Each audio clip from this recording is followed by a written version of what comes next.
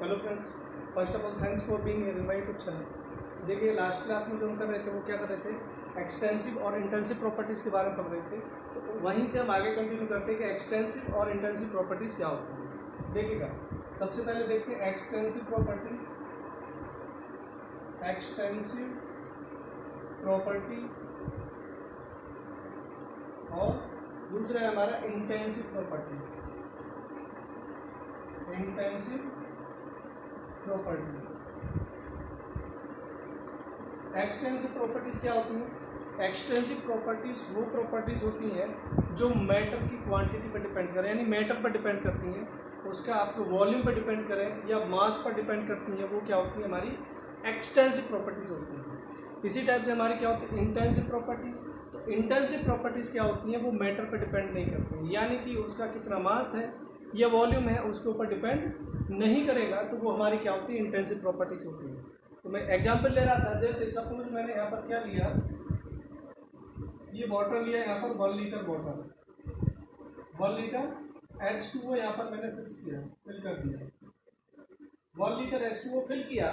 अगर देखिए मैं इसको हाफ हाफ कर देता हूँ तो कौन कौन से पैरामीटर्स ऐसे हैं जो डिवाइड हो जाएंगे और कौन कौन से चेंज नहीं होंगे, उसी के बेस पर हम बता देंगे कि कौन सी प्रॉपर्टीज इंटेंसिव प्रॉपर्टीज होती हैं और कौन सी प्रॉपर्टीज हमारी एक्सटेंसिव प्रॉपर्टीज होती हैं। ठीक है, जैसे अगर मैं बात करता हूँ मास की, तो पहले हमारे देखिए इस बीकर में, इस बॉक्स में हमारे पास कितने वाटर मॉलिक्यूल्स थे, कितना मास था। पहले सपोज मानिए अगर डेंसिटी यहाँ पर 1 ग्राम पर ml है, तो यानी कि इसका जो मास है वो 1 kg।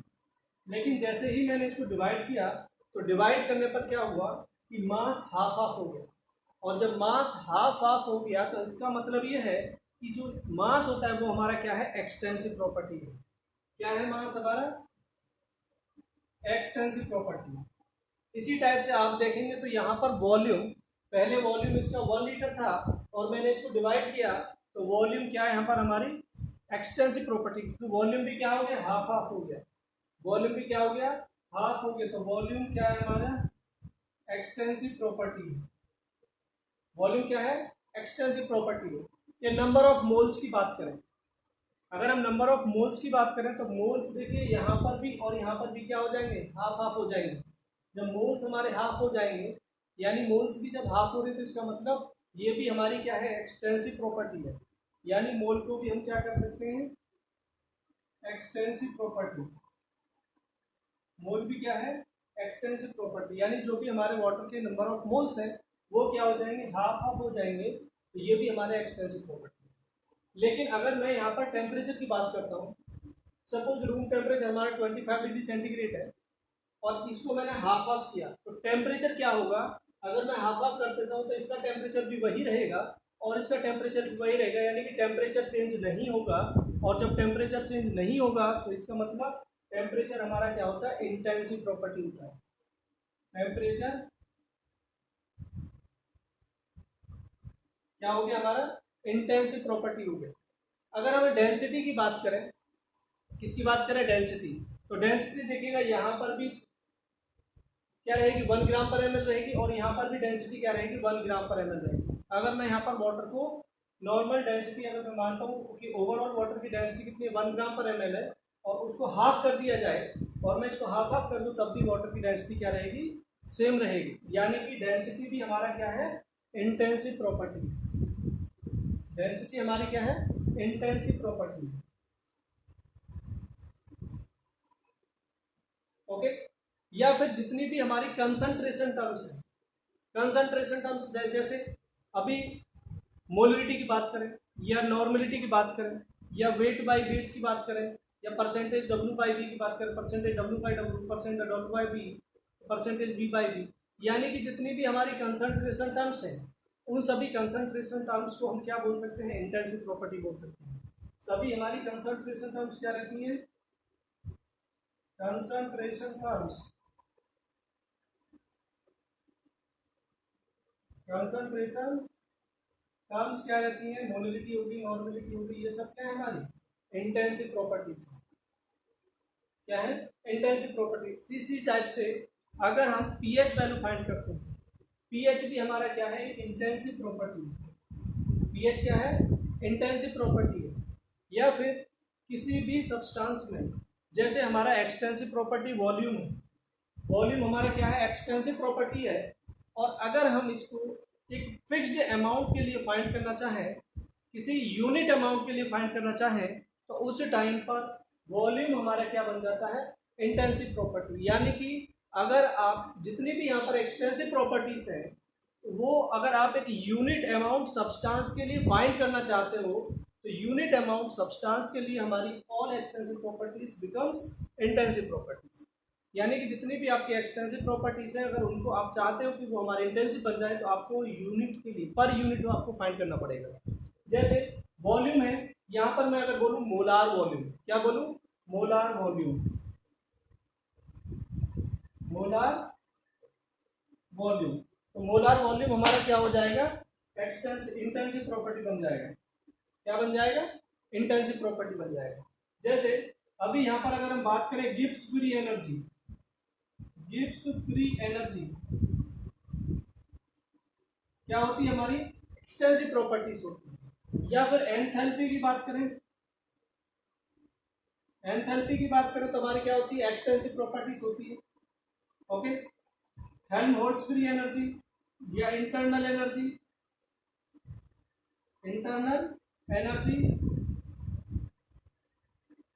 Helmholtz free energy, Helmholtz free energy, ये सभी क्या है, हमारी एक्सटेंसिव प्रॉपर्टीज हैं। लेकिन अगर आप इनको फाइंड करना चाहते हैं एक फिक्स्ड अमाउंट के लिए, एक यूनिट अमाउंट के लिए फाइंड करना चाहते हैं, तो ये सभी प्रॉपर्टीज क्या बन जाएंगे, हमारी इंटेंसिव प्रॉपर्टीज बन जाएंगी। कैसे, जैसे मैंने यहाँ पे बात की गिब्स फ्री एनर्जी, अगर मैं यहाँ पे फाइंड करना चाहता हूँ Gibbs free energy for 1 mole, Gibbs free energy for 1 mole substance, यानी 1 मोल सब्सटेंस के लिए गिब्स फ्री एनर्जी कह सकता हूँ मैं मोलार गिब्स फ्री एनर्जी। क्या बोल सकता हूँ, molar Gibbs free energy, free energy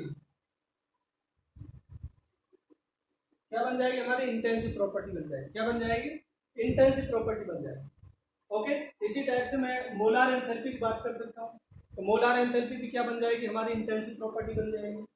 molar Helmholtz free energy की बात करूँ तो वो भी क्या बन जाएगी, हमारी इंटेंसिव प्रॉपर्टी बन जाएगी। ठीक है, यहाँ पर अगर मैं टर्म देता हूँ प्रेशर, क्या टर्म देता हूँ, प्रेशर, तो प्रेशर भी क्या है, हमारी इंटेंसिव प्रॉपर्टीज।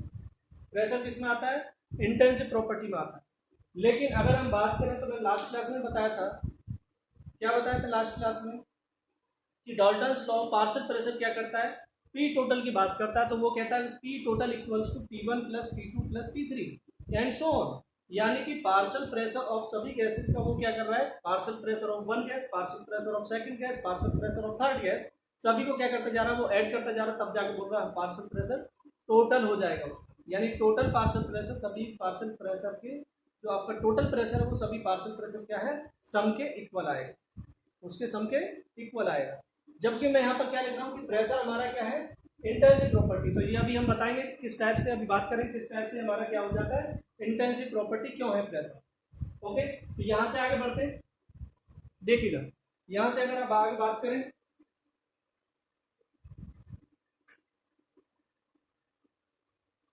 अगर हम ईएमएफ की बात करें, EMF electromotive force, electromotive force भी हमारा क्या होता है, इंटेंसिव प्रॉपर्टी होती है। ईएमएफ जो सेल का ईएमएफ होगा उसकी हम बात करें तो वो भी हमारी क्या है, इंटेंसिव प्रॉपर्टी। ओके, चलिए सबसे पहले देखते हैं हम कि प्रेशर किस टाइप से है। दूसरा पॉइंट यहाँ पे देखिए, अच्छा प्रेशर को बाद में देखेंगे, नेक्स्ट पॉइंट देखिएगा, अगर हम दो एक्सटेंसिव प्रॉपर्टीज को आपस में डिवाइड करें, दो एक्सटेंसिव प्रॉपर्टीज को अगर आपस में डिवाइड करते हैं तो क्या होगा, देखो हमें मिलेगी intensive property, extensive upon extensive equal to क्या मिलता है, intensive. Extensive upon extensive equal to intensive. कैसे, जैसे हमने देखा डेंसिटी, क्या देखा, डेंसिटी, तो डेंसिटी क्या है, मास अपॉन वॉल्यूम होती है। डेंसिटी क्या होती है, मास अपॉन वॉल्यूम। आप देखिएगा यहाँ पर डेंसिटी हमारा एक्सटेंसिव प्रॉपर्टी है, सॉरी मास हमारा क्या है, एक्सटेंसिव प्रॉपर्टी, और वॉल्यूम भी क्या है, एक्सटेंसिव प्रॉपर्टी। दोनों की दोनों क्या है, एक्सटेंसिव प्रॉपर्टी। आपने क्या करा, डिवाइड कर दिया, तो डिवाइड करने पर जो भी हमारी एक्सटेंसिव प्रॉपर्टीज होगी वो क्या बन जाएंगी, इंटेंसिव प्रॉपर्टी। तो ये हमारी क्या है, density intensive property, intensive property. यानी कि देखिए इसमें शॉर्ट फॉर्म हम ये याद रख सकते हैं, जिस भी क्वांटिटी को या जिस भी टर्म को फाइंड करने के लिए आपको क्या करना पड़े, पर यूज करना पड़े। जैसे मास पर वॉल्यूम, यानी कि जिसमें पर वर्ड आ जाए, वो सभी हमारी क्या होती है, इंटेंसिव प्रॉपर्टी होती है। जैसे मोलरिटी हम फाइंड करते हैं, तो मोलरिटी क्या है, number of moles divide by volume, number of moles divide by volume. Number of moles हमारा एक्सटेंसिव प्रॉपर्टी, और नंबर ऑफ वॉल्यूम क्या है, extensive property. Extensive upon extensive equal to intensive. इसी टाइप से नॉर्मलिटी, यानी कि जिसमें आपका पर वर्ड आ जाए, वो सभी हमारी क्या बन जाती है, इंटेंसिव प्रॉपर्टी बन जाती है। सभी क्या बन जाती है, इंटेंसिव प्रॉपर्टी बनती है। इसी टाइप से अगर हम प्रेशर की बात करें, तो प्रेशर क्या रहता है, प्रेशर हमारा क्या रहता है, इंटेंसिव प्रॉपर्टी रहता है। क्यों रहता है, देखिएगा, तो प्रेशर इक्वल टू होता है force upon area, force upon area.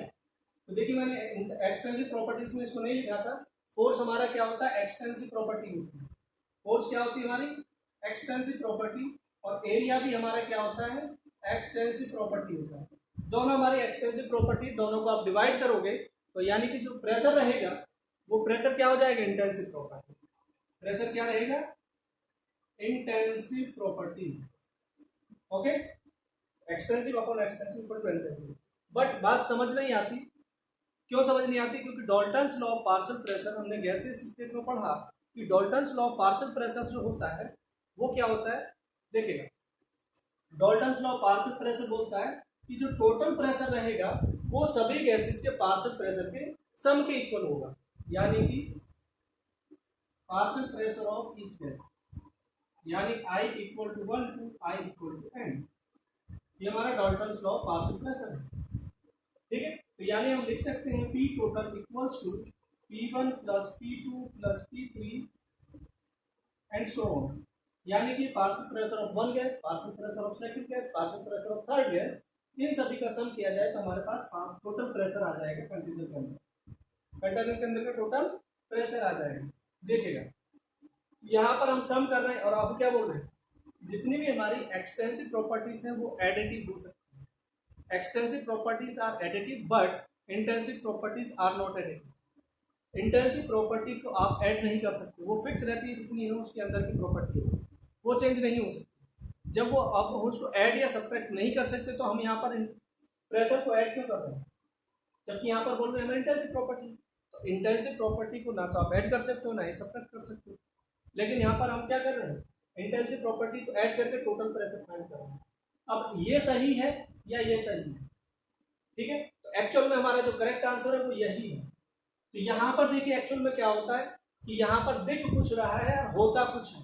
तो क्या होता है, देखो यहाँ पर इससे तो ये वास्तव में Dalton's law of partial pressure, आपको दिख रहा है कि प्रेशर हम ऐड कर रहे हैं, बट वास्तव में प्रेशर को यहाँ पर ऐड नहीं करते हैं। ऐड क्या करते हैं, देखो अभी आपको पता लग जाएगा।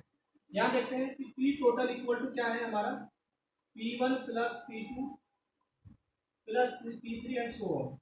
ठीक है, पार्शियल प्रेशर क्या होता है, पार्शियल प्रेशर गैस का होता है mole fraction of first gas multiply P total. किसी भी गैस का पार्शियल प्रेशर जो रहेगा वो किसके इक्वल रहता है, mole fraction into P total. इसी टाइप से अगर आप P2 गैस के लिए लिखना चाहते हो पार्शियल प्रेशर, सेकंड गैस का पार्शियल प्रेशर, तो वो क्या रहेगा, mole fraction of second gas into P total.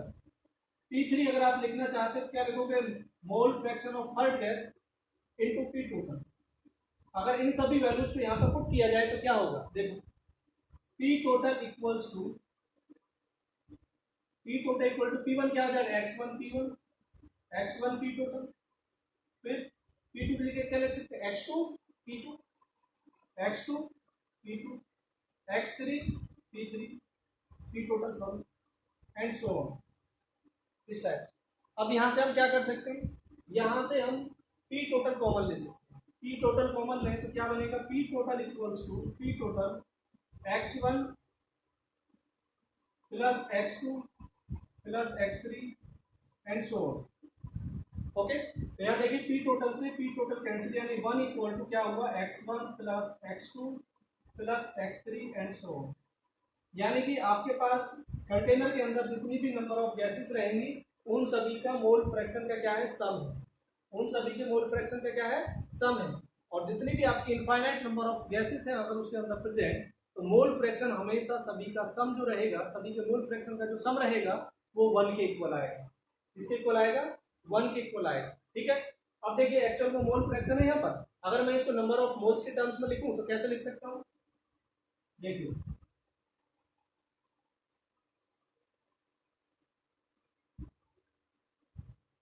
Mole fraction क्या होता है।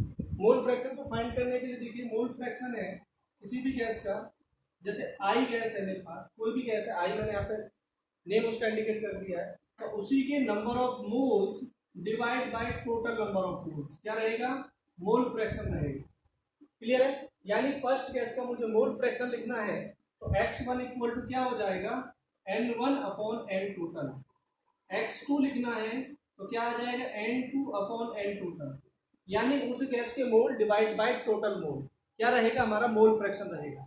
ठीक है, इसी टाइप से यहाँ पर x3 अगर हम लिखना चाहें n3 divide by n total, x4 लिखना चाहें तो n4 divide by n total.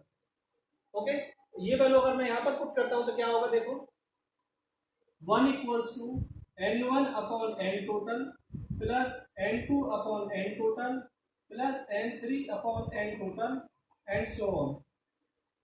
यहाँ से n टोटल क्या ले सकते हैं, एलसीएम ले सकते हैं। n टोटल जैसे ही आपने एलसीएम लिया तो सभी का एलसीएम क्या है, कॉमन है, तो यहाँ पर क्या है n1 plus n2 plus n3 and so on equal to क्या रहेगा, यहाँ पर 1 रहेगा। n टोटल को इधर मल्टीप्लाई कर दो, n टोटल इक्वल टू आ गया n1 plus n2 plus n3 plus n4 and so on.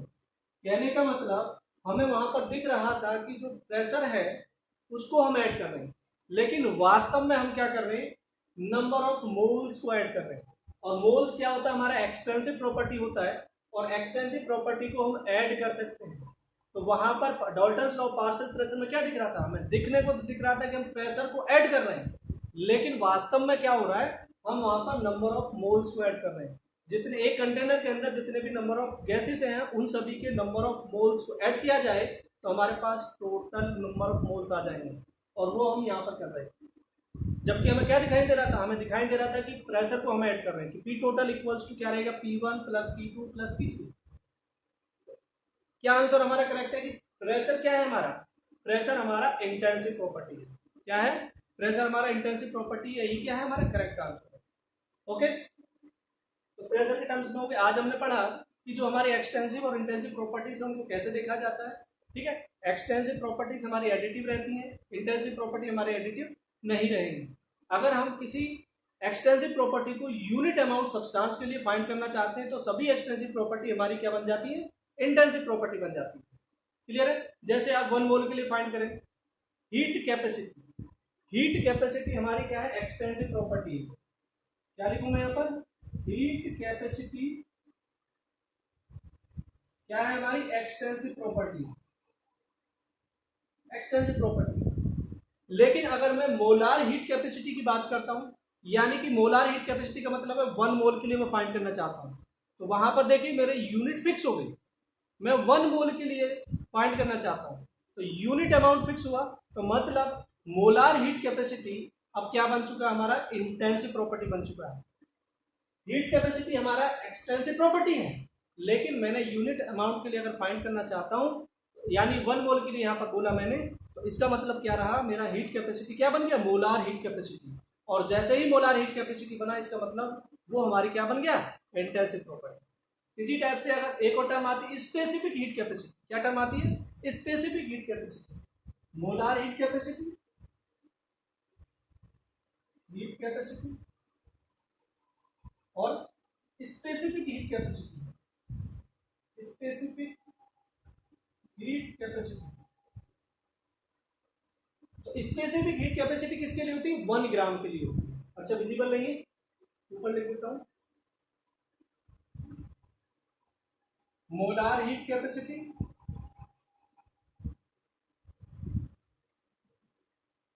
और स्पेसिफिक हीट कैपेसिटी।